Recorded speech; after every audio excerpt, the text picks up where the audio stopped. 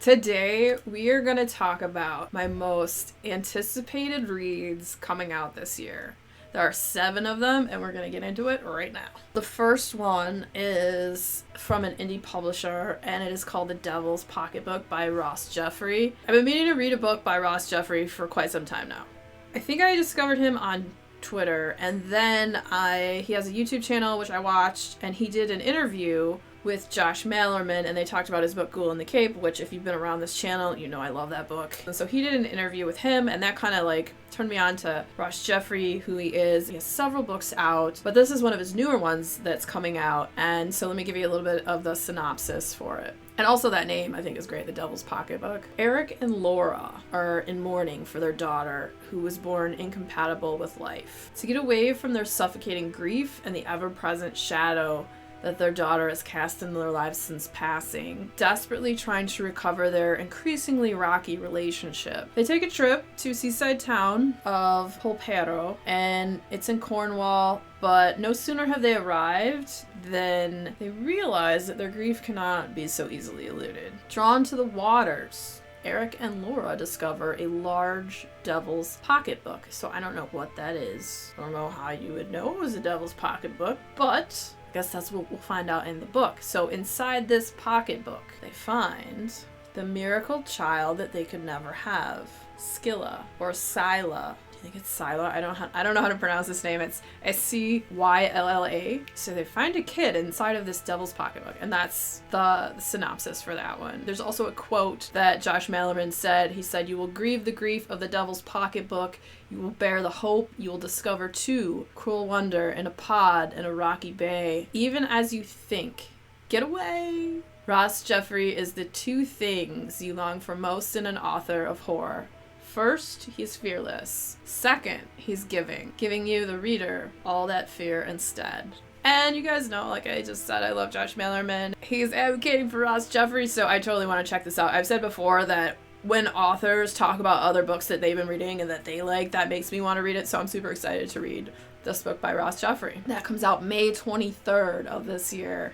So I'm going in order also by date of when they come out. So the next one is Boys in the Valley by Philip Fracassi, and I've read 2 of his other books so far, and both of them are awesome. There was Gothic, which is about a desk that is, one would say, alive and possesses those that come into contact with it, one might say. And honestly, Fracassi did with Gothic what Stephen King did with Christine, for the car, for a weird inanimate object, and it's awesome. And then I also read A Child Alone with Strangers by Philip Fracassi, and that book was also amazing. So I'm super excited to read this book. It comes out July 11th, so it starts out St. Vincent's Orphanage for Boys, turn of the century, in a remote valley in Pennsylvania. Imagine it. So here, under the watchful eyes of several priests, 30 boys work and learn and worship.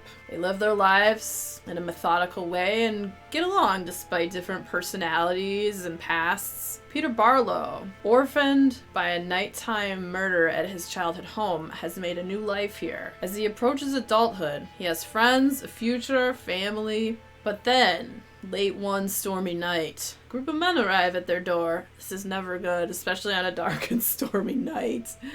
One of whom is badly wounded. Body is covered with occult symbols carved into his flesh. Upon his death, an ancient evil is released that infests St. Vincent's and the children within. Soon, the boys begin acting differently, forming groups, taking sides. Others turn up dead. Now Peter and those dear to him must choose sides of their own, each of them knowing their lives and perhaps their eternal souls are at risk. So I thought that sounded pretty flippin' awesome, and I cannot wait to read this one. The next one is Looking Glass Sound by Catriona Ward. I love Catriona Ward. Everything I've read so far by her has been awesome. I discovered her last year. Last House on Needless Street, Sundial, Little Eve. Those books were all amazing, so I'm really, really excited to read Looking Glass Sound.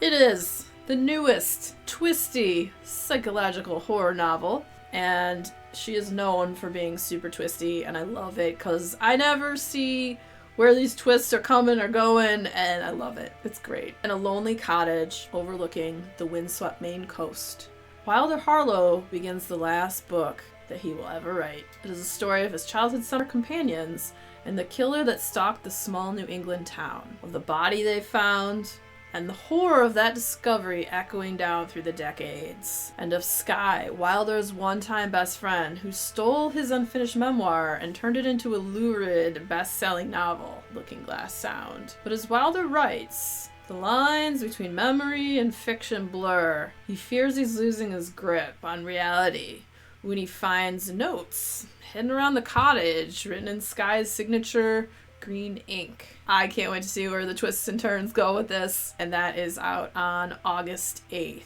So the next one is Spin a Black Yarn by Josh Malerman, because of course my most anticipated has to have a Josh Malerman book on it if there is a Josh Malerman book coming out. So Spin a Black Yarn is 5 harrowing novellas of horror and speculative fiction all in one. Josh Malerman is a master weaver of stories, and then in this spine-chilling collection, he spins 5 twisted tales from the shadows of a human soul. A sister insists to her little brother that half the house is haunted by a strange presence, but is it the house that's haunted or their childhoods? In Argyle, a dying man confesses to homicides that he never committed, and he reveals long-kept secrets that are more sinister than murder. A tourist takes the ultimate trip to outer space in the Jupiter Drop, but the real journey is into his own dark past. In Doug and Judy Buy the House Washer, a trendy married couple buys the latest home gadget only to find themselves trapped by their possessions, their history, and each other. And in Igorov, I don't know how to say that. Igorov, a wealthy old Cretan murders a young man, not knowing the victim was a triplet. The 2 surviving brothers stage a savage faux haunting, playing the ghost of their slain brother with the aim of driving the old murderer mad. I think all of those sound really fun, and I'm excited for that. I really loved his book Goblin. That was like stories, I think there was 4 or 5. I can't remember if it was 4 or 5. And the stories all kind of like interwove and intertwined. I don't know that these will do that, but I love stuff like that, and I love short stories. Spin a Black Yarn, and this comes out August 15th. And another book that I'm excited for, it comes out on the same day, August 15th, is Thornhedge by T. Kingfisher. T. Kingfisher is flippin' awesome. I read 2 books last year by T. Kingfisher, Nettle and Bone and What Moves the Dead. They're both fantastic. What Moves the Dead was a retelling of Edgar Allan Poe's The House of Usher, and Nettle and Bone was like a dark fantasy fairy tale type story, and it was awesome, and I really like the way that they write, and it's got another one of those like dark fantasy fairy tale vibes, and I'll tell you a little bit about the synopsis. There's a princess trapped in a tower. This is not her story. Good, because that's how the freaking stupid fantasies of yours start. I digress. Anyway, meet Toadling. On the day of her birth, she was stolen from her family by the fairies. Well, she grew up safe and loved in the warm waters of fairyland. Once an adult, though, the Fae ask a favor of Toadling. Return to the human world and offer a blessing of protection to a newborn child. Simple, right? If only. Centuries later, a knight approaches a towering wall of brambles. This definitely sounds like Sleeping Beauty. This might be a retelling. Where the thorns are as thick as your arm. My arms are not very thick, but I mean, that would still be pretty thick for thorns and vines, you know, and as sharp as swords.